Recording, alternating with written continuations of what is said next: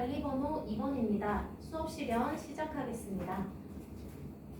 여러분, 오늘도 궁금증이 피어나는 국어 시간 우리 함께 해보고 있는데요. 우리 국어 교과 교실에서 여러분들 태블릿 PC 다들 잘 챙겨왔을까요? 그러면 태블릿 PC를 가지고 여러분들 하이러닝, 하이국어 게시판에 접속해 보도록 하겠습니다. 선생님이 화면을 통해서 여러분들의 접속률이 100%가 되는 것을 확인했습니다. 그러면 하이국어 첫 번째 페이지에 나와 있는 오늘 우리가 학습할 단어명을 한번 살펴볼까요? 네, 모두 잘 읽었습니다. 바로 창의적 읽기 단원이죠. 그러면 이 단원 수업에서 우리가 어떤 배움 목표들을 이루어 볼 것인지 한번 읽어보도록 할까요? 네, 잘 읽었습니다. 먼저 우리가 첫 번째 함께 해볼 배움 목표는요. 그래서 자신과 사회의 문제를 해결하는 방법을 찾으며 읽을 수 있다 입니다. 그러면 두 번째는요. 그렇죠. 글쓴이의 생각에 대한 대안을 찾으면서 창의적으로 읽을 수 있다입니다. 이 두 가지 배움 목표와 관련해서 오늘 활동 두 가지 무엇을 할 것인지 한번 살펴보도록 할게요. 먼저 첫 번째 활동은요. 바로 첫 번째 배움 목표와 연관이 있는데요. 활동 첫 번째 바로 자료를 우선 읽어볼 거예요. 자료 파악하기.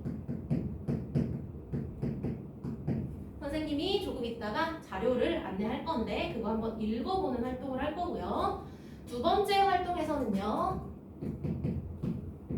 활동 두 번째 배움 목표와 관련해서 여러분들이 창의적 읽기를 조금 더 구체적으로 수행해 보도록 하겠습니다. 창의적 읽기.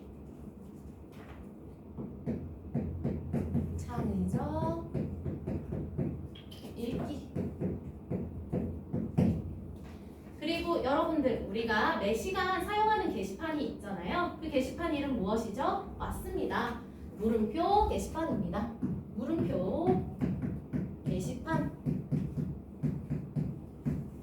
이 게시판에는 우리가 지금까지 나눈 이야기를 바탕으로 해서 궁금한 점이 생긴 건 올려도 되고요. 오늘 활동 중에도 언제든지 궁금한 점이 생긴다면 올려주면 되겠습니다. 지금 첫 번째 질문이 올라왔네요. 첫 번째 질문을 소연이가 올려주었는데 그래서 소연이는 지금 창의적 읽기라는 말 자체에 궁금증이 생겼나봐요. 그렇죠. 우리가 사실적 읽기도 해보고 주론적 읽기도 해보고 여러 가지 읽기들을 해봤는데 창의적 읽기란 그래서 무엇인가요? 하고 한번 물어봤습니다. 여러분들 아까 우리 배움 목표 읽어봤던 거 기억나나요? 잘 기억하고 있군요. 창의적 읽기라는 것은 바로 해결 방법이나 혹은 그렇죠. 대안을 찾으면서 읽는 것이 창의적 읽기입니다. 그래서 우리 이 질문과 소연이의 질문과 그리고 우리의 활동 두 가지를 배움 목표와 관련해서 한번 활동 시작해 보도록 하겠습니다. 자, 우리 첫 번째 활동에서는요. 여러분들 하이국어 다음 페이지로 넘어가 보면 선생님이 얘기했던 자료가 올라와 있을 겁니다. 그 자료의 내용을 우리가 같이 보면 먼저 제목을 한번 읽어볼까요? 뉴스 빅데이터로 보는 육아 변천사라고 적혀 있네요. 여러분들 잘 읽었습니다. 이 자료와 관련해서 여러분들이 할 활동 선생님이 안내해 줄게요. 첫 번째 활동은요. 자료에서 주제를 한번 찾아보는 거고요. 그리고 주제를 찾으면서 다음에 이 자료, 이 글을 쓴 사람의 필자의 관점도 한번 생각해 볼게요. 그런데 이 관점에 대해서는 왜 그렇게 생각했는지 이유도 한번 생각해 봅시다. 그리고 그 다음으로는 이 글에서는 필자가 주제와 관련해서 자신의 관점에 보여주면서 무엇을 제시했느냐 하면 문제 해결 방안을 필자가 함께 적어 놓았습니다. 그래서 여러분들이 이 문제 해결 방안을 찾아볼 건데요. 이 문제 해결 방안은 또 여러분들이 어떻게 정리해 보느냐? 먼저 정책 측면의 문제 해결 방안들이 여기저기 적혀 있을 거고요. 그리고 또 하나는 개인 측면의 문제 해결 방안들이 적혀 있을 거예요. 그래서 여러분들은 이 두 가지 방향에서 정책들을 한번 분류해서 채워보는 활동을 할 겁니다.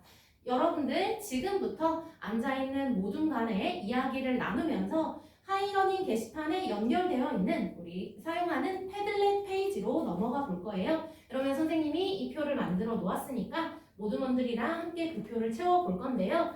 항상 선생님이 패들렛 최상단에 적어놓은 내용들이 있죠. 맞습니다. 모든 활동 규약, 여러분들 활동 전에 그것 함께 모든 분들이랑 읽어보고 활동 시작하도록 하겠습니다.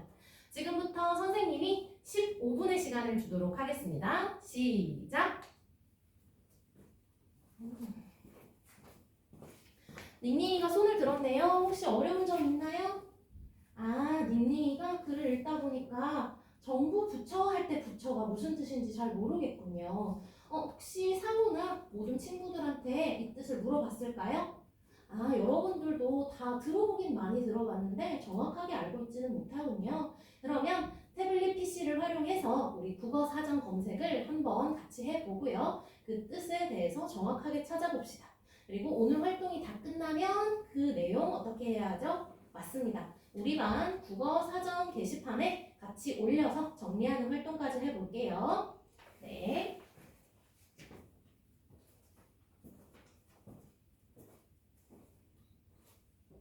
네, 여러분들이 활동을 지금 다 마친 조들이 있는데요. 다 마친 조들은 지금 이 시간을 활용해서 서로의 패들렛 적어놓은 내용에 하트를 주고받거나 피드백을 추가로 작성하는 활동을 해보겠습니다. 여러분, 활동이 모두 끝난 것 같은데요. 혹시 추가로 시간 더 필요한 모둠이 있을까요? 아, 다 활동 잘 마무리했군요. 그러면 오늘 패들렛에 정리한 내용 가지고 한번 발표해보는 시간 갖도록 할게요. 먼저 주제에 대해서 누가 한번 발표해볼까요? 2조에 가인이가 손을 들었네요. 2조에서는 여러분들 2조에서는 주제를 바로 육아와 관련된 내용이라고 보았대요. 잘 얘기했습니다. 혹시 여기에 대해서 추가로 발표하고 싶은 조가 있을까요? 1조의 지우가 손을 들었네요. 1조에서는 여기에 대해서 추가로 육아 변천사라고 추가로 이야기를 해 주었습니다. 그렇죠. 육아만 얘기하면 너무 범위가 넓어지니까 1조에서는 조금 더 구체화를 해 보았나봐요. 2조에서는 어떻게 생각하나요? 끄덕끄덕 하는군요. 좋습니다. 그러면 이 다음 내용 관점에 대해서 어느 조에서 발표를 해볼까요? 4조에 태연이가 손을 들었네요. 4조에서는 관점에 대해 어떻게 생각했을까요? 안 좋게 생각하는 것 같다라고 했어요. 그 이유는요? 제일 마지막 문단에 나와 있는 반쪽의 변화라는 말을 보고 그렇게 생각을 했군요. 좋습니다. 안 좋게 보는 것 같다. 부정적이다. 그리고 그 이유는 반쪽의 변화라는 말을 보고 이렇게 생각을 했다고 합니다. 4조에서도 발표 잘 해주었습니다. 그러면 문제 해결 방안은 정책과 개인 측면에서 발표해 줄 모둠이 있을까요? 5조에 재현이가 손을 들었네요. 한번 이야기해 보겠습니다. 그렇죠. 정책 측면에서는 그 내용이 보조금이나 그리고 출산휴가, 육아휴가를 증가시키거나 그리고 직장 내 보육시설 관련한 이야기가 있었고요. 개인 측면에서는 그렇죠. 여기서 황혼육아라고 해서 조부모님들이 책임져 주는 거, 그리고 또 하나 더, 그렇죠. 아빠의 분담. 이렇게 정리를 해 주었습니다. 5조에서도 발표 잘 해 주었습니다. 자, 여러분, 그러면 우리가 이렇게 자료를 한번 정리를 해 보았는데요. 여기서 우리가 아까 창의적 읽기가 어떤 거라고 했죠? 해결 방법이나 대안을 한번 생각해 보는 겁니다. 여기에 대해서 자료에 나와 있는 이 해결 방안에 대해서 우리가 두 번째 활동의 시작으로 평가하는 시간을 한번 가져보도록 할게요. 이 평가의 방안으로는요. 평가의 기준으로는요. 첫 번째로 실효성을 우리가 생각해 볼 수 있고요. 두 번째로는 안정성을 생각해 볼 수 있고요. 마지막 세 번째로는 적절성을 생각해 볼 수 있습니다. 여러분들 이 세 가지와 관련해서 여기 나와 있는 이 글에 나와 있는 방안들을 한번 평가해보는 활동을 할게요. 이 평가에 대해서 여러분들이 평가할 시간 선생님이 10분 주도록 하겠습니다. 그리고 평가한 내용을 패들릿에 적는데 이 평가에 대해서 동그라미, 세모, X로 표시 남겨보도록 할게요. 지금부터 시작하도록 하겠습니다. 시작! 지우가 손을 들었네요. 1조에서 혹시 활동에 어려운 점이 있을까요? 아, 그게 아니라 1조에서는 다 이 활동을 마쳤군요. 그러면 하트랑 피드백까지 주고받았을까요? 아, 추가로 그 활동도 했다. 그러면 여기에 나와 있는 내용들 말고 정책 나와 있는 내용들 말고 혹시 추가적으로 대안을 찾을 수 있다면 어떤 것들이 있을지 한번 생각해 볼까요? 좋습니다.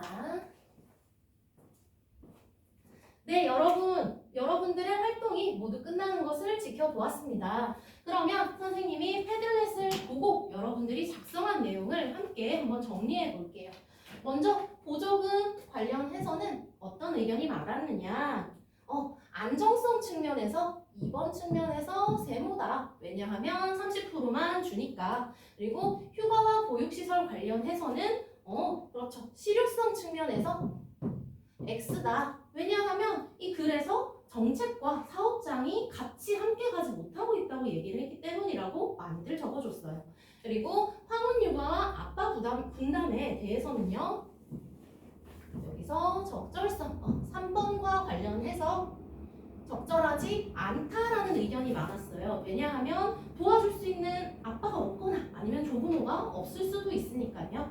여러분들이 적절한 근거를 같이 담아서 평가를 정말 잘 해주었는데요. 그러면 이러한 평가를 바탕으로 해서 여러분들이 최종적으로 여러분들만의 방법을 한번 생각해 보아야 합니다. 그래서 이 다음 활동으로는요. 여러분들이 대안을 한번 직접 찾아보는 활동을 할 거예요. 이때 모두먼들과 이야기를 나누면서 대안을 찾아보고 그 대안을 한번 패들렛에 정리해 보도록 하겠습니다. 아까 활동을 빨리 마친 조들한테 선생님이 미리 대안을 한번 생각해 보자고 했잖아요. 그 대안과 그리고 시간과 서로 여유가 있다면 대안 하나 더 추가적으로 생각해 보도록 할게요. 자, 지금부터 선생님이 20분의 시간을 주도록 하겠습니다. 활동 시작해 볼게요. 네, 여러분 선생님이 패들렛을 통해서 여러분들이 활동을 마무리하는 것을 봤습니다. 서로 하트도 주고받고 또 피드백 댓글도 적극적으로 달아주었는데요. 그렇다면 이 대안과 관련해서 어느 조가 한번 대표로 발표를 해볼까요? 1조에서 손을 들었군요. 민병이가 한번 발표해볼까요? 1모둠에서는 어떻게 얘기를 해줄까요? 1모둠에서는 보조금과 관련해서 30%가 아니라 100%를 줘야 한다고 생각을 했대요. 그리고 혹시 1모둠은 추가로 더 생각한 것이 있을까요? 1모둠에서는 추가로 사업장들의 벌금을 매기는 것도 도움이 될 거라고 보았다고 하네요. 추가 활동까지 잘 했습니다. 자, 여러분, 우리가 마지막에 대안을 찾기까지 하면서 창의적 읽기 활동을 잘 마무리해 보았습니다. 그러면 오늘 활동한 내용들을 모두 하이러닝 게시판에 있는 배움 일지에 기록을 하고요. 추가적으로 선생님이 올려놓은 오늘 수업을 닫는 문제 그리고 다음 수업을 여는 문제까지 풀어보고 수업을 마치도록 하겠습니다. 이상입니다.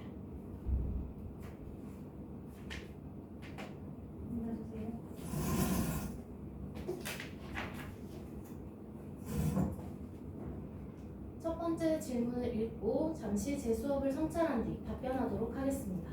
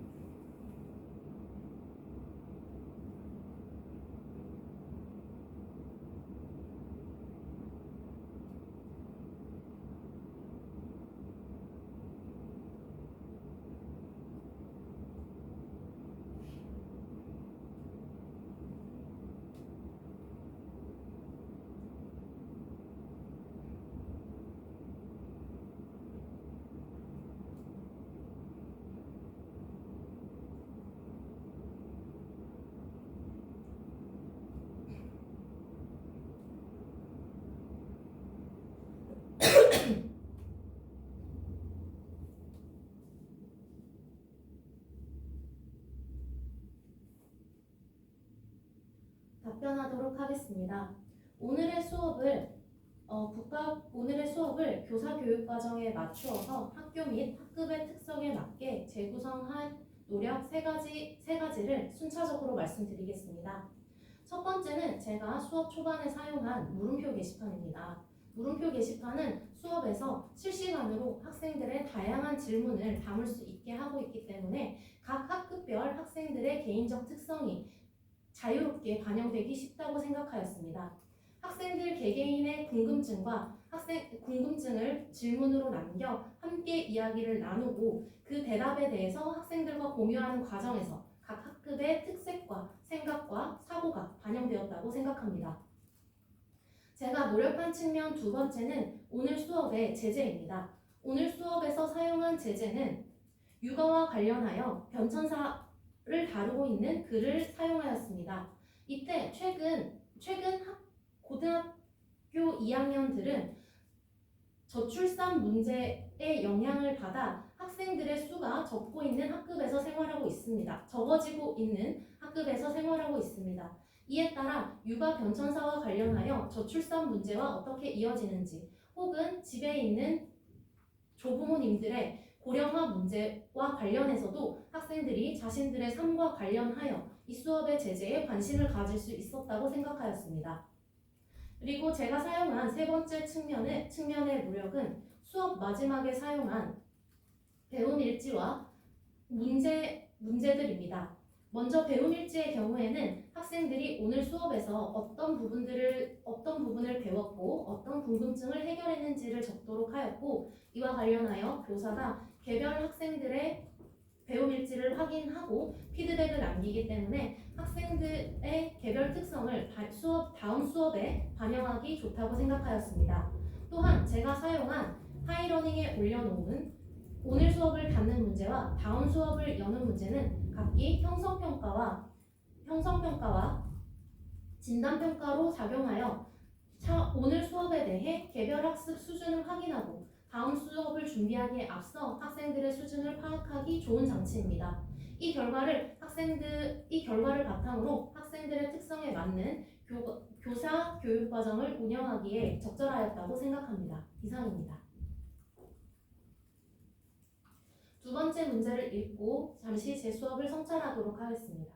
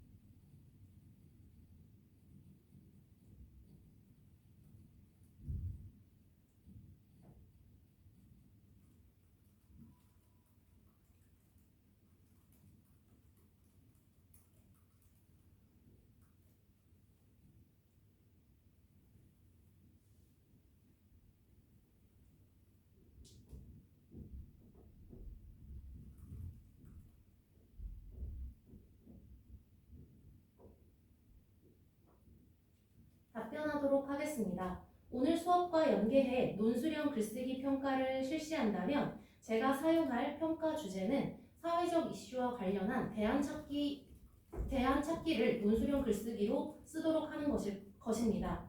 또한 구체적인 방법으로는 포트폴리오를 활용하여 그 대안을 구체화해 나가는 방안을 최종 논술형 평가를 작성하기 전에 학생들이 체험할 수 있도록 하겠습니다. 이러한 평가를 운영할 때 고려할 점 세 가지를 말씀드리겠습니다.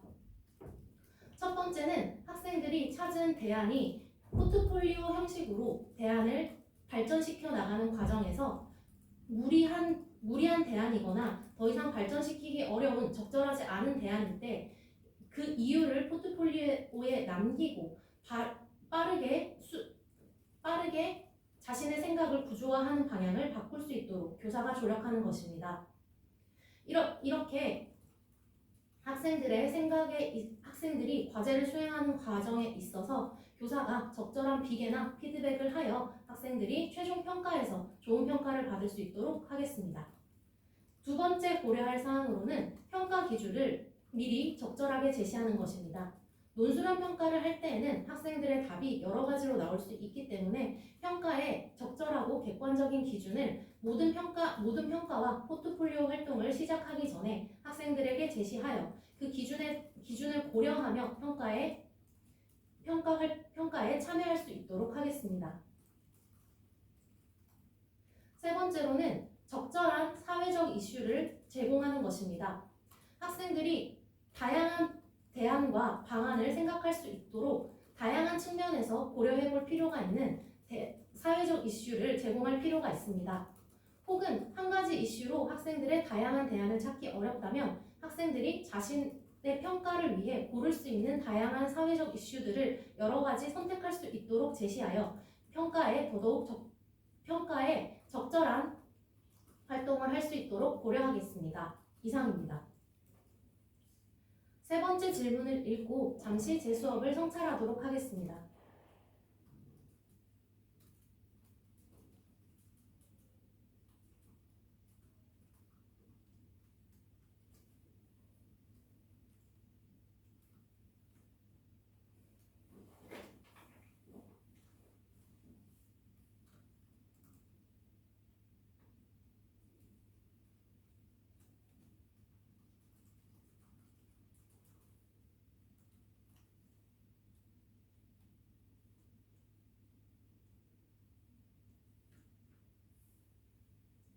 답변하도록 하겠습니다. 경기도 교육청의 디지털 시민교육을 통합하여 학생들의 디지털 윤리의식을 함양하기 위해서는 학생들이 디지털 시민교육에서 중점적으로 생각하는 책임감, 그리고 다시 말씀드리도록 하겠습니다. 경기도 교육청의 디지털 시민교육에서 강조하는 책임감 측면에서 방안을 제시하고 싶습니다.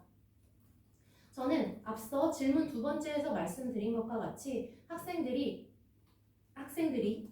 창의적 읽기를 통해 다양한 대안을 생성하고 그것을 논술형 평가로 글로 나타내도록 한 그 결과를 인터넷상에 직접 게시하고 공유하며 댓글 다는 활동으로 이어가도록 하겠습니다. 이때 학생들이 자신의 대안을 발전시키기 위하여 정보를 찾는 과정에서 저작권 등에 대한 의식을 키울 수 있도록 하고 자신이 최종적으로 만든 논술형 평가의 결과물을 게시할 경우에는 그 게시물에 다시 말씀드리겠습니다. 그 게시물을 게시하는 데 있어서 디지털 윤리나 생산자로서의 디지털 윤리를 다시 한번 생각해 볼 수 있을 것입니다. 또한 그 결과물에 대해 학생들 간에 서로 피드백이나 댓글을 남기도록 한다면 학생들이 온라인 디지털 시민으로서의 책임감과 배려와 존중의 문화까지 함께 학습할 수 있을 것이라고 생각합니다.